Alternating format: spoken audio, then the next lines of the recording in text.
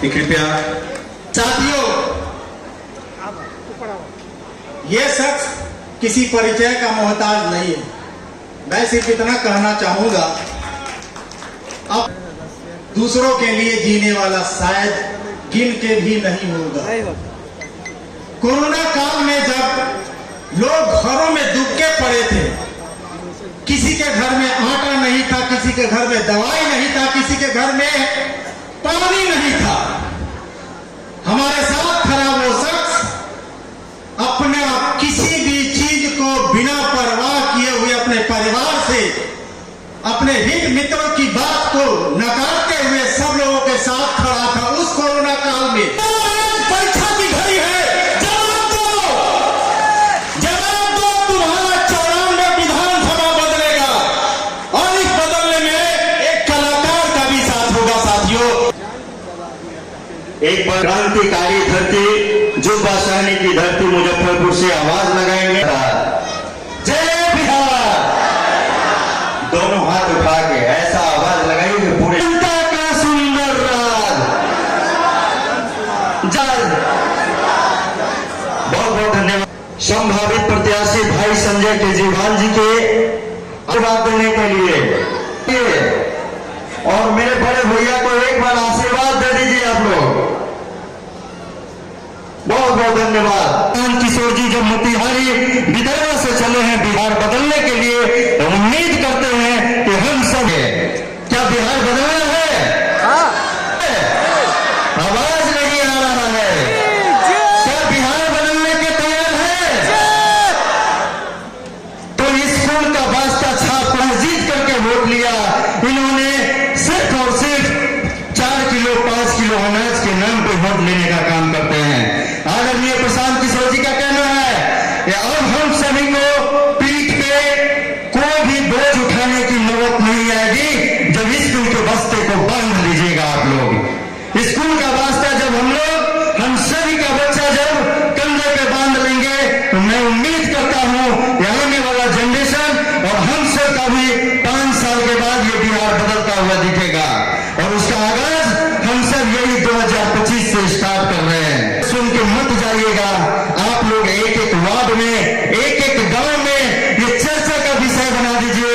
आदरणीय प्रशांत किशोर जी ये न्यूज के गांधी है, जो गांधी इस बिहार को बदलने का एक परिक्रमा के साथ आगे चल रहे हैं। और इस गांधी जी को साथ अगर हम सब, आने वाला जनरेशन हम सभी को माफ कभी नहीं करेगा। आने वाला जनरेशन ये सवाल रखेगा, ये पूछेगा हमसे, आपसे पूछेगा कि पापा आप कहां थे जब ये गांधी जी पैदल पैदल गांव गांव चल रहे थे, बिहार को बदलने के लिए चल रहे थे, तो आप कदम से कदम मिला के क्यों नहीं चला? ये बात कह के मैं अपनी बात एक शायर के साथ विराम करूंगा। खासकर युवा साथी के लिए है, लोगों को उभारना ही होगा। दम न जाए आवाज कहीं भीड़ में, दम न जाए आवाज कहीं भीड़ में, शेर के दहाड़ बनकर अब गरजना ही होगा, अब गरजना ही होगा।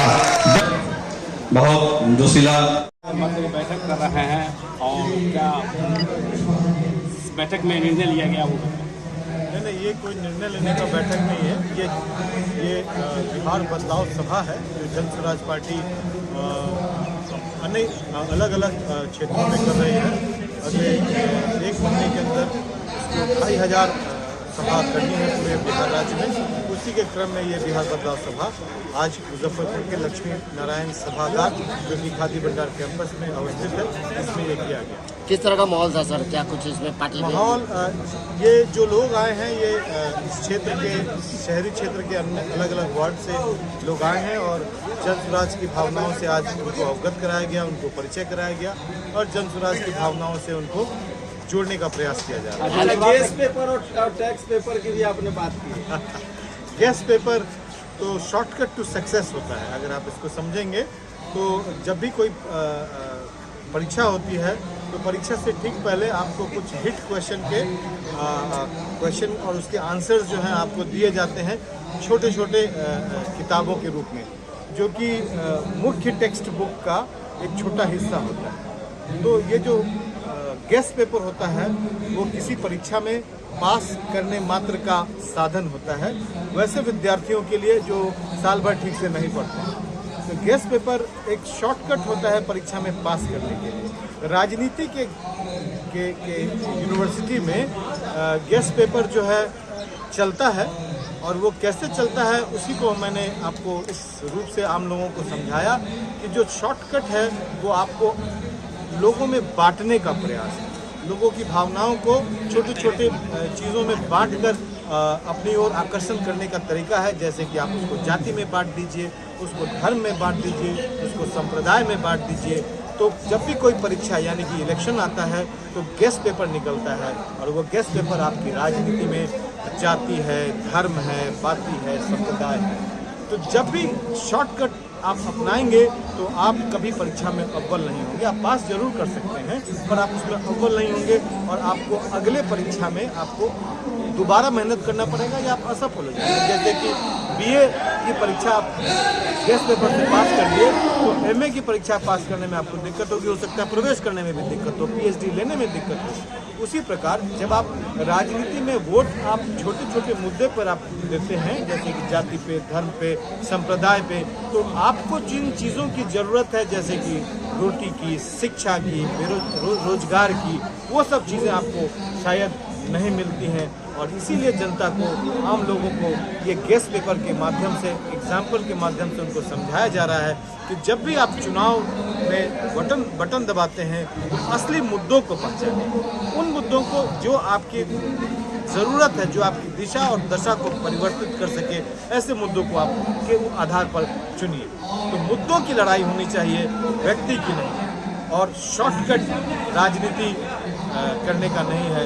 जब भी आप राजनीति करेंगे तो लंबे समय के लिए, अपने क्षेत्र के लिए, यह इलेक्शन विधानसभा जो है बिहार की लड़ाई है, ये राष्ट्र की लड़ाई नहीं है। जब आपको बिहार की लड़ाई करनी है तो बिहार के मुद्दों को समझने के लिए और उन समस्याओं को समझने के लिए और समस्याओं को के समाधान को निकालने के लिए जो लोग तैयार हैं, जो लोग सक्षम हैं, उनको ही वोट